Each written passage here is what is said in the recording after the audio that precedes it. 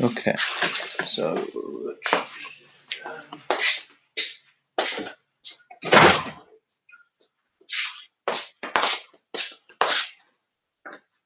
all right. I think me. Okay, yeah, it does show me.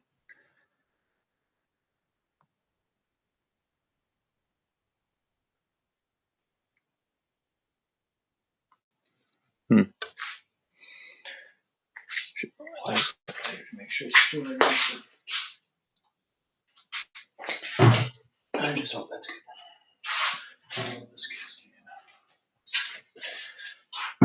Alrighty.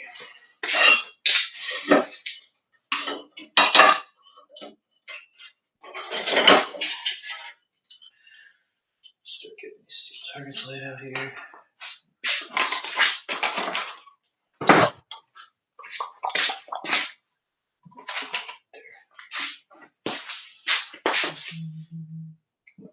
Three of these small ones. Ears. I forgot about that.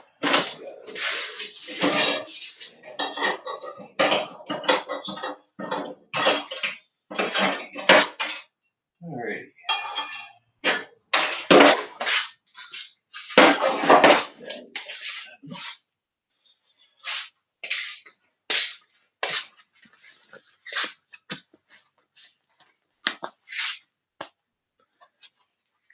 Don't know how well this is.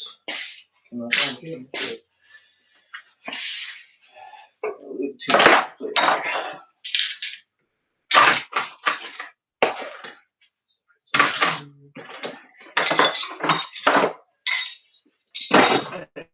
Drop that well. I just gotta check the materials that I need to.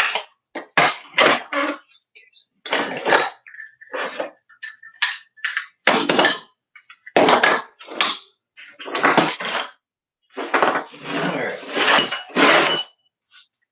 I wanted to do a single. I might have to change my idea how I want to do these steel targets this weekend. So, spoiler alert, what I'm doing right now is in preparation for a video and a live stream coming up hopefully this weekend if I can make it out to the range this weekend. I am going to catch the fights this Saturday in Nashville. So I'm pretty hyped about that. I'm going to watch Derek Lewis fight. He's one of the things that got me back into watching MMA. Watching him fight on the Conor McGregor and Khabib card all the way back when. That was a crazy card. It was like the first card I watched in like a year at that point in time. And my buddy had invited me over to his house, and that was crazy when Khabib's teammates hopped over the fence and everything. And Khabib himself hopped over the cage. That was crazy.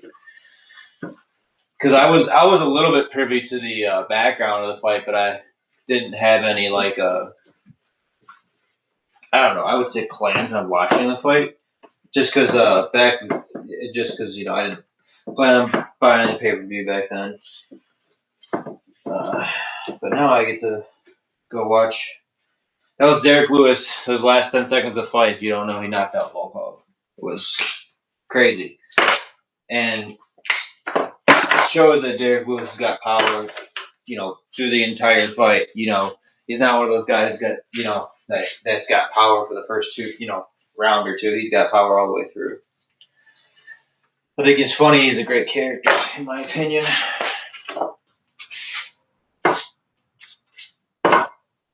So I had these before set up on chains.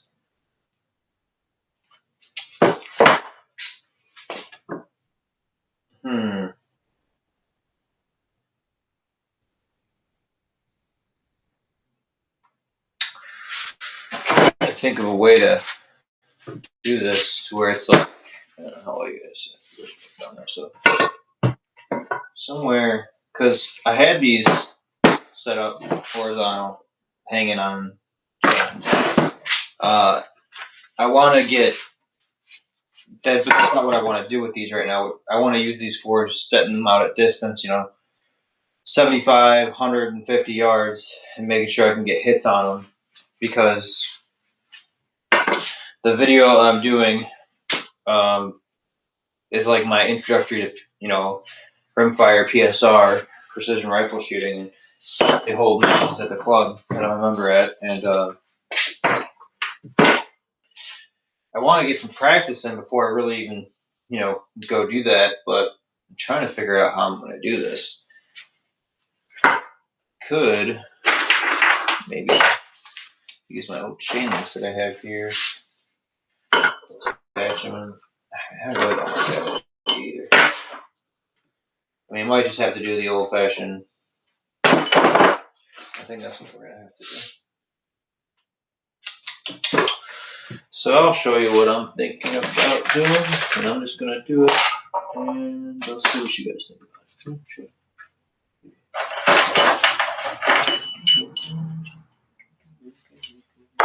Alright, there we go. Alright, yep, that'll work. I'll just have to do it like that. Hopefully I don't miss all that much. I'm gonna grab a drill. Oh, yeah. My 12 volt. Rather use my 12. My 12 volts today. Well, I'm gonna walk off into that little.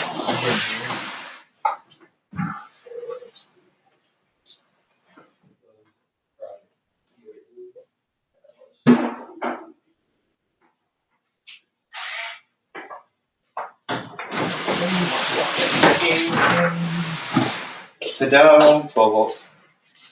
Milwaukee. If anyone's looking for like little home improvement tools, like just for house projects, 12 volts more than fine. These little Milwaukees, you can find them pretty reasonable price for like refurbished and things like that.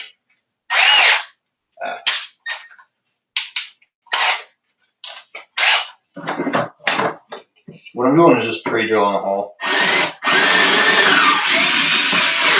Not all the way down, and this is maybe a little overkill for the pre-drill hole size. Probably a little big, but oh well. I know I don't really need these to hold up too long. I just need to have them hold for a day.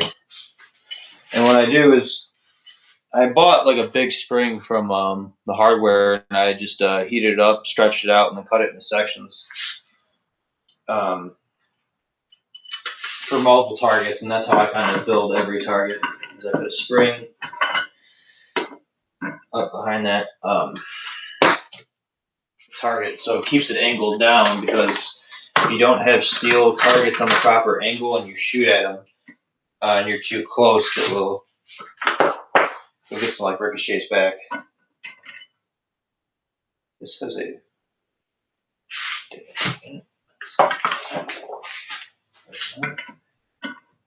yeah, of course.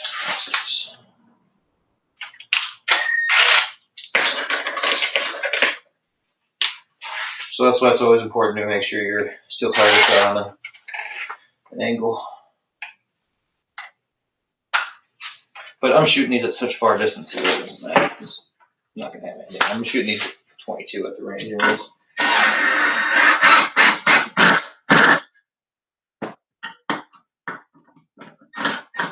This is actually too big. So this is 9/16. I feel like I have a proper size over here. Okay, that's what's up.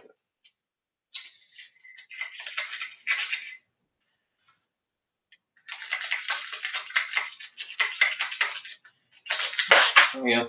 Got it out. How well is this coming out here? Oh, really well.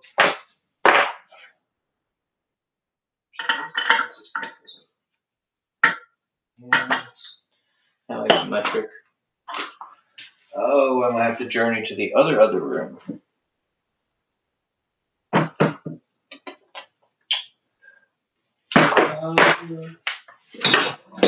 This is 7/16, is it? Definitely not. I guess. I really thought I genuinely had the correct size. Got one more idea.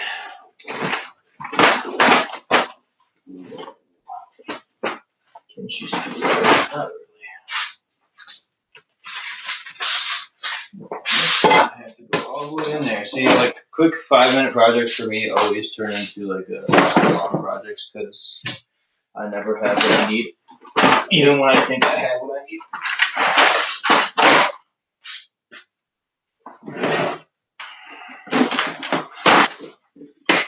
Keep some extra sockets in here that I use for fooling with my targets. Maybe one of these is that one fits a lot better, but that's half-inch maybe? Half-inch seems like butter.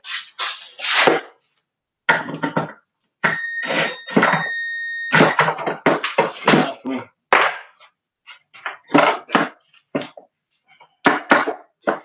See? And then so I'll take one of these and I'll throw it in this stand. These stands that I have prefab. And they'll sit like that. I'm kind of wondering if I should do multiples on one, but I don't know how many stands I have. I think I have this one and maybe one or two others. I think I have 2 more, so we'll go with 2 more. But yeah, with the terrain, how the range is, I think I'll be fine with keeping them all the same height as far as like doing. I haven't checked the chat. No, I highly doubt there's any chat, but I'll check it.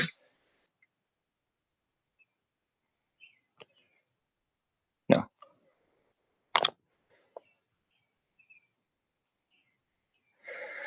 Alrighty.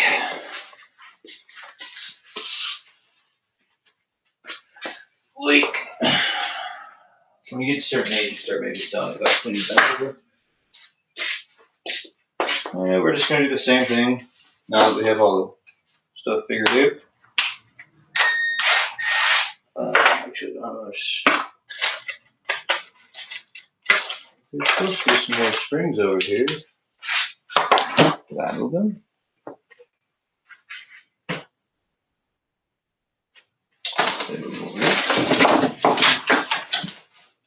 Yeah, well, these ones are going to be set up so far, it doesn't matter, but I'd like to get a string.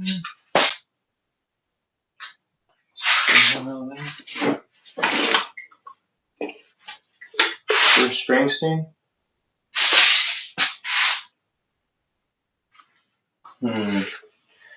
No strings. Alright, well.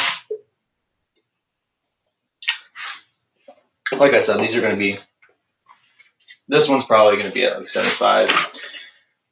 I'm not sure if I'm going to put one of these out at 100, because there is already steel out there at 100, but I don't feel like bringing like my truck down on the range and all that nonsense when there's.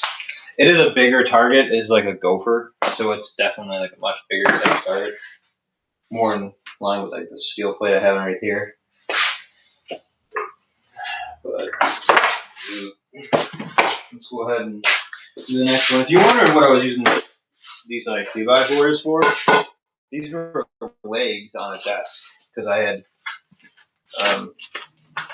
an old coffee table that I repurposed for a desk, so I made new legs for it, and I took the thread stubs out of those legs and reinserted them in some 2x4s so we could make it taller. I don't know why I'm still. I mean, yeah, I guess safety. These clothes are kind of. I was only wearing because that one thing was pretty gnarly. The one target is still covered in like oil or whatever. It's kind of residue.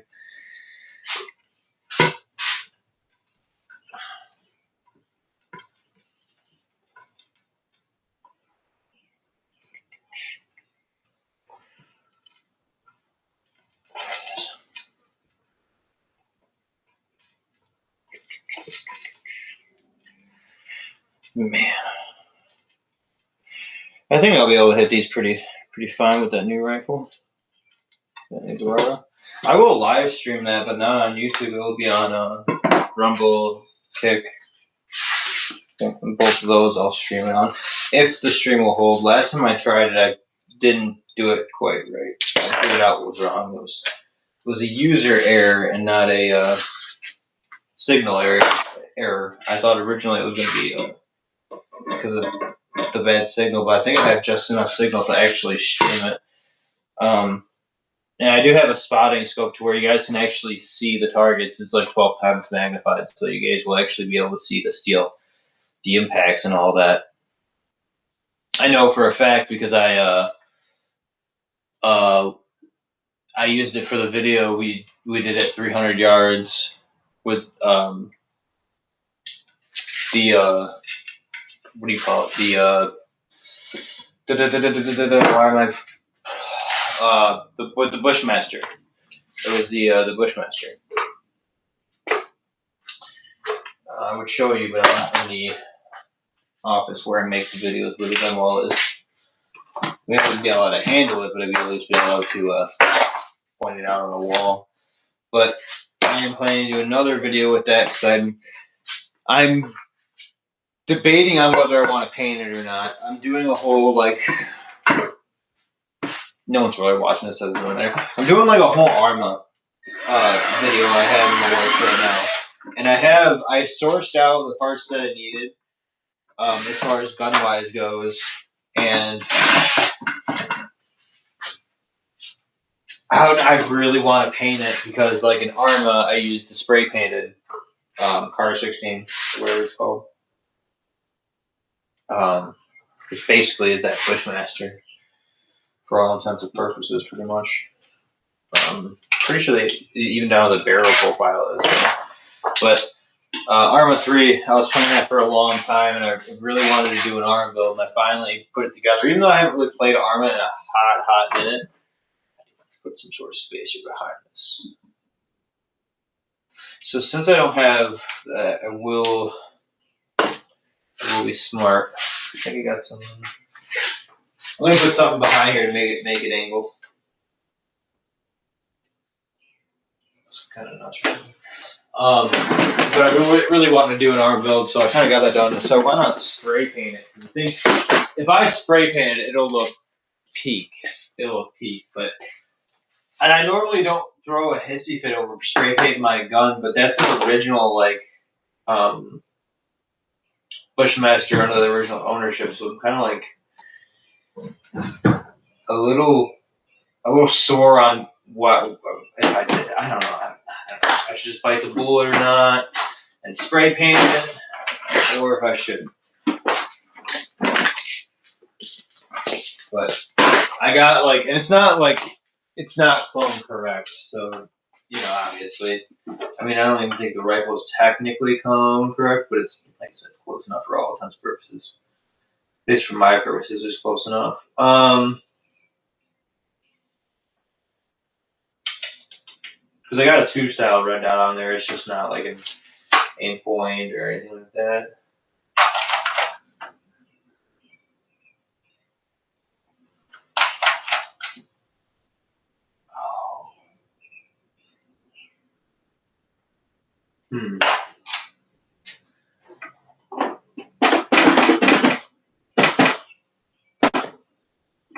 Think of what I have that I could use as. I thought I had some bigger.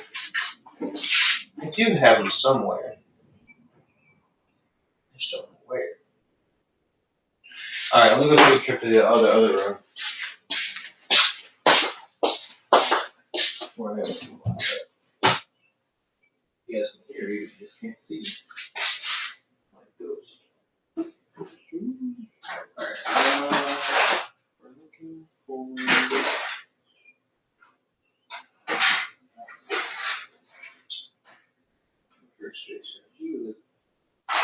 I have these big nuts and bolts that I never use.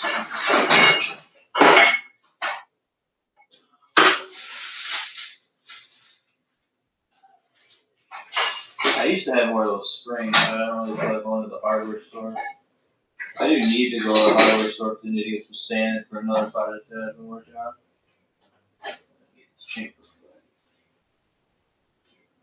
I plan, if everything goes well, I plan to start shooting in these PSR matches starting like a month or two. I'd say probably right next month. Like August, I would say if everything goes swimmingly.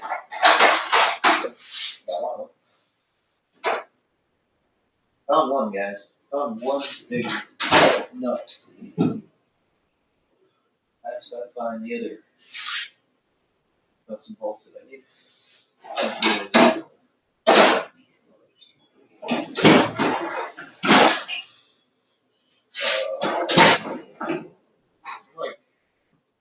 I know I had a whole freaking mess of them. I just don't know why. I just saw them too the other day. I do this all the time where I just see something like, oh, I'm going to need that for a future project. I should remember where that is, and I think I remember where that is. But surprisingly, every time I'm wrong, and it's not a hard time to be wrong. Oh, one second. Okay. Alright. These should work. Alright, here we go. See what I found? Boom. I also found my chamber plugs. I don't really need for the match. Before I leave, I'm going to touch on, I mean, if anybody's, I can touch on this project that I have here on my right that I was working on this week.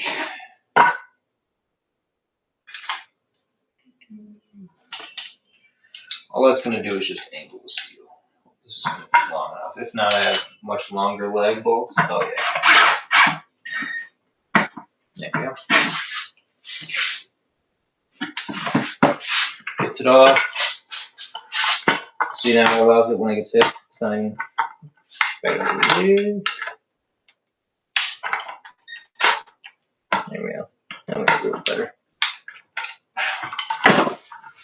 It's not as good as as that one, but it'll work because it is still downward angle, and I'm not like gonna be hitting. You see, I put on an angle towards down. Yeah, it's those are gonna be so far out that I might not even be able to hit them. In all honesty, I was hitting really like about this size, 3/8 on the rack. I did live stream, but like I said, the video didn't. I didn't click the right thing. I'm still new to streaming, and I thought like I didn't have like a separate like laptop or something to confirm on the viewer side of things. On my side of things, it looked like I was streaming in my defense, but I'm not that technologically inclined. I'm like literally, I would like to say your average millennial, because I figure like a lot of us don't know how to use technology. At least not all that well. I feel like Gen Z and the other gens, like, we do not. I still do the zoom in like this. I think there's other ways to zoom in. I don't know. Don't ask me. You're lucky I can at least get this up and running. If it's running correctly, I can't confirm that because I didn't. I was lazy. I didn't bring my laptop up here. I thought about it after. I was like, oh, maybe I should bring my laptop up here. But I actually don't know if this good. Yeah,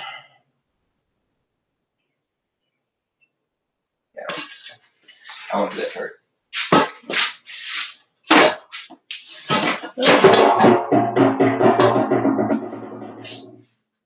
That's okay.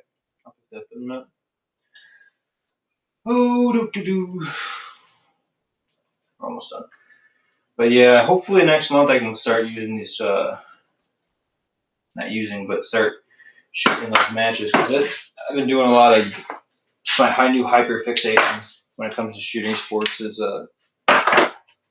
this precision rifle stuff. This really like gets my buzzer going because I don't have a place to shoot 800 yards, but they hold like 200-yard rimfire matches. And I don't know, it just seems like right up my alley, and I'm really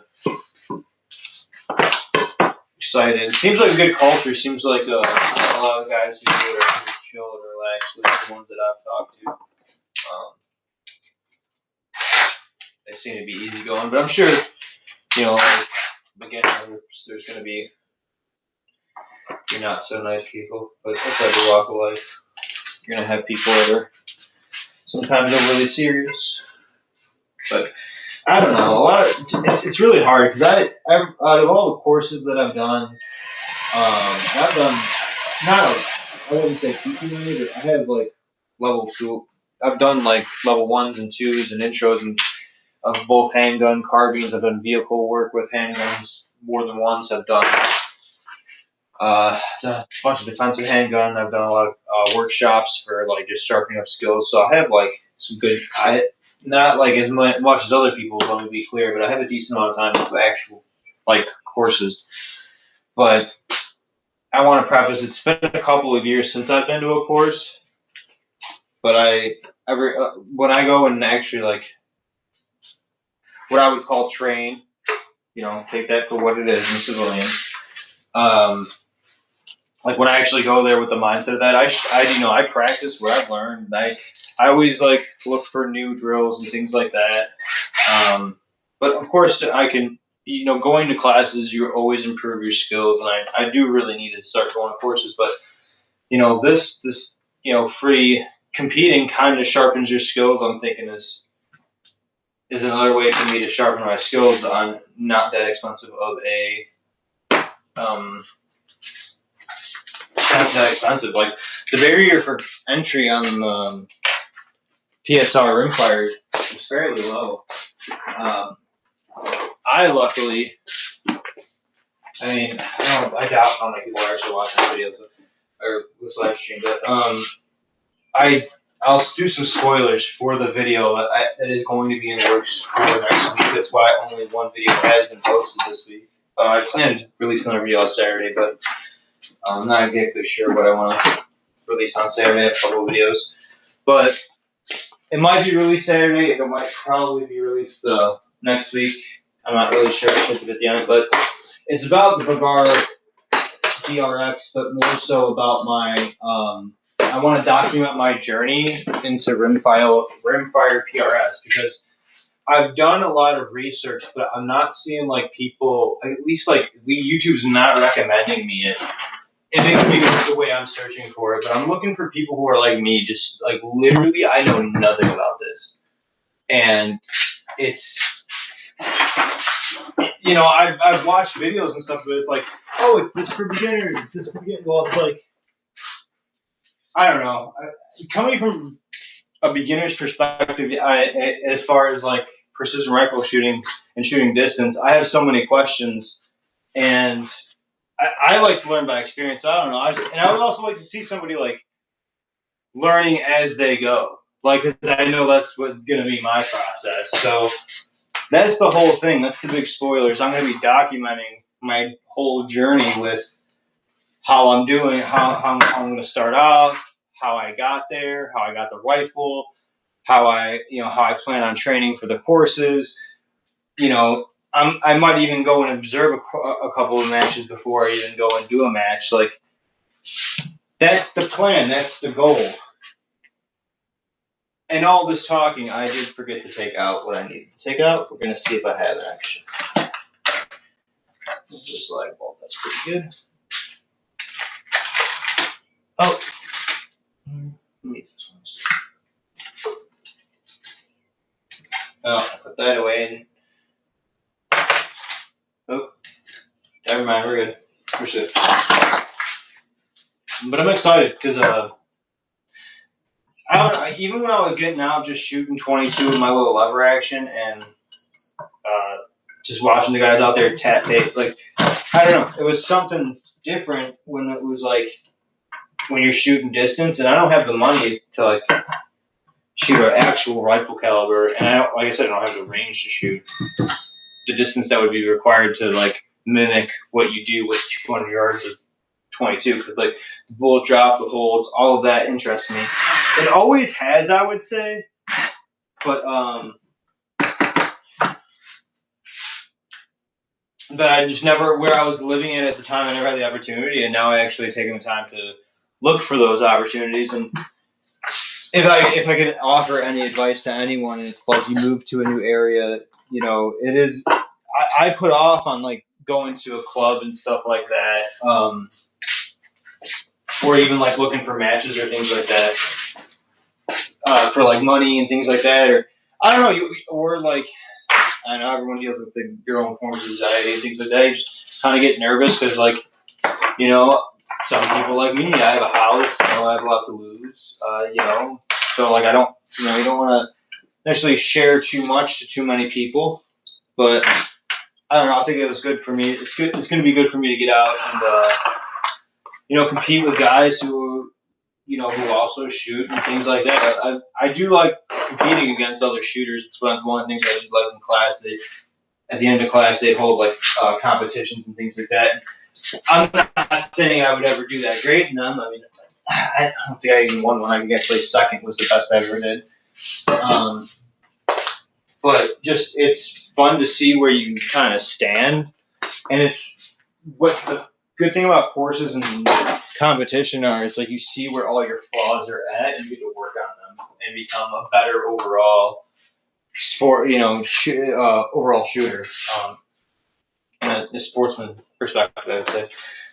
So before I let you guys go, I will show you what I've been working on. These are some. I think I gotta go stop by and get some sand, but I did fill this one up with some concrete. There's a plastic liner in here, so this was just more of a very rough prototype, and I'm going to be refilling this up with sand. But I made my own shooting bags because I didn't like the ones that were in the store. And I did have a different design originally.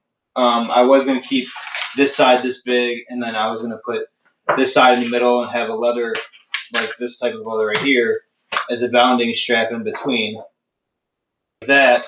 But I ended up stitching it not quite the way it read, and I was like, wait a minute. So I was like, let me try 2 individual bags. That way I can go a little bit in 2 different directions. And what this one, my idea for this one is, I was testing out a little bit, but you could put, your rifle here, and you could actually take this strap in the edge of the bag and grab and hold, and no matter what surface you're on,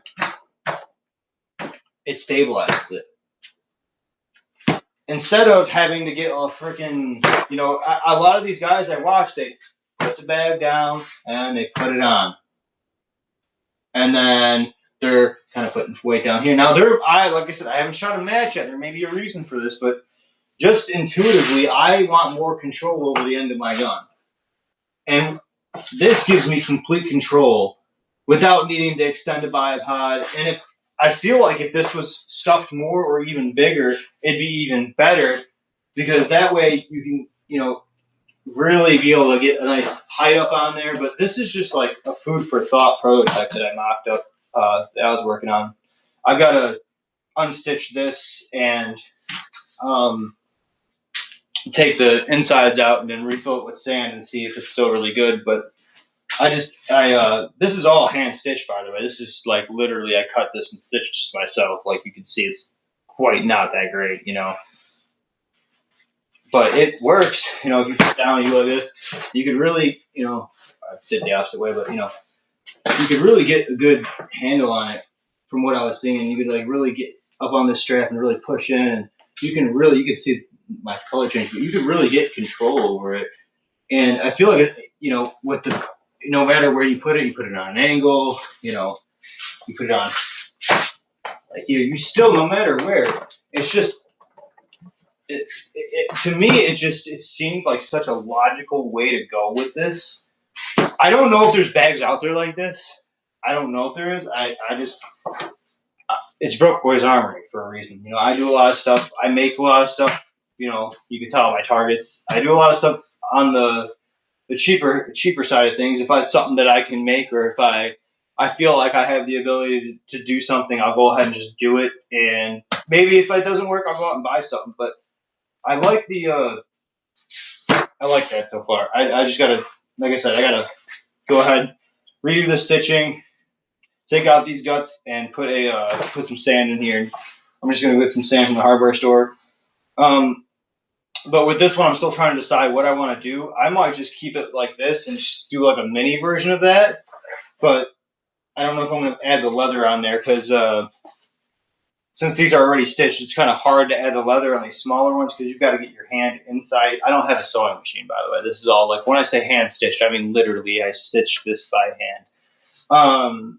It is just hard to get the leather on here. If I do another one of these, I'm going to put the leather on before I stitch the other side up and flip it inside out, because here you can see how crude the stitching is and what this looks like. These are just old curtains, by the way. That's what this material is. Just an old curtain.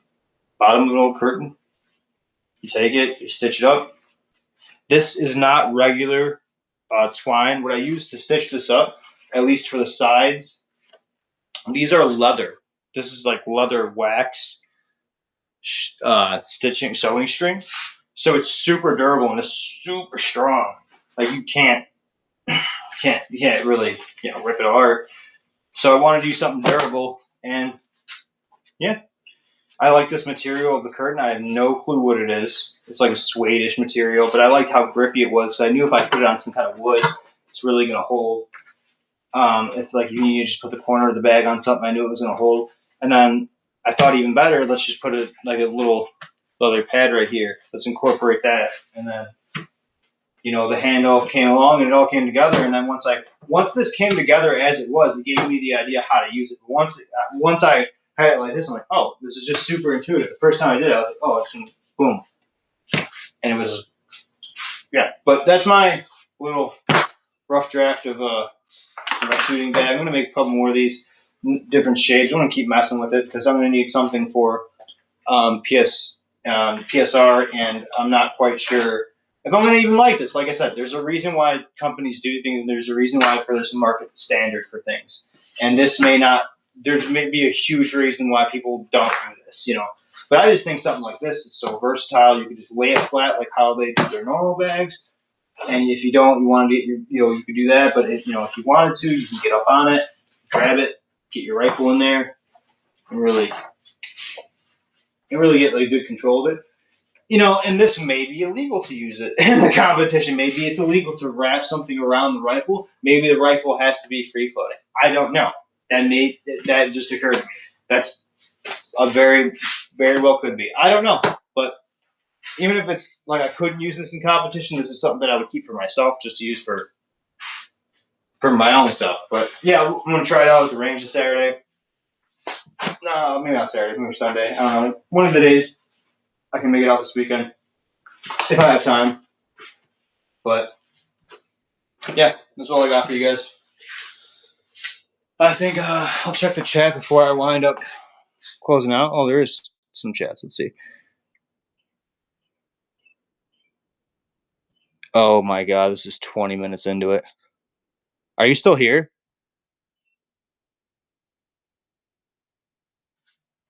I can't. I